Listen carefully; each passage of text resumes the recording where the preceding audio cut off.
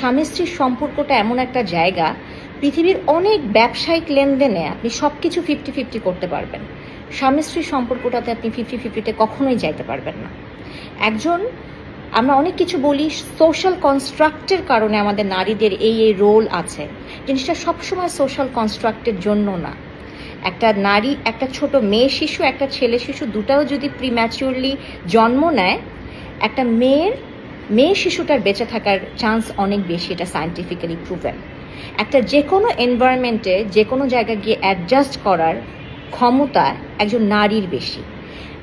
যখন কোনো কিছু একটা ম্যানেজ করার দরকার হয়, লাভিং, কেয়ারিং, এমপ্যাথি, সাপোর্টের দরকার হয়, এটা ইনস্টিংক্টিভলি নারীদের মধ্যে অনেক কিছু বেশি। নারী দিবস আসলে নারীত্বের সৌন্দর্যগুলোকে ছোট করে আমাকে পুরুষের মতো হইতে হবে, এই আইডিয়াটা আমাকে রীতিমতো ডিসগাস্ট করে।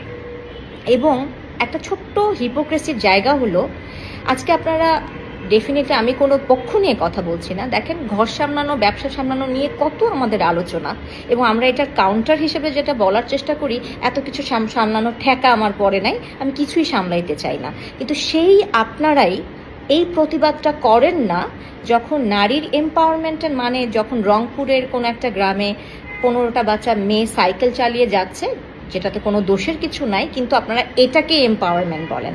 কেউ যদি পাইলট হতে পারে, পাহাড়ের চূড়ায় উঠতে পারে, আপনাকে এইটাকে এম্পাওয়ারমেন্ট হিসেবে প্রমাণ করবেন। নারীরা ফুটবল খেলছে, এইটা হচ্ছে একটা এম্পাওয়ারমেন্ট হিসেবে প্রমাণ করবেন। তখন তো বলেন না যে আমার কোনো ঠেকা পড়ে নাই যে আমার সব পারতে হবে, আমার কোনো ঠেকা পড়ে নাই আমার পুরুষের মতো হতে হবে।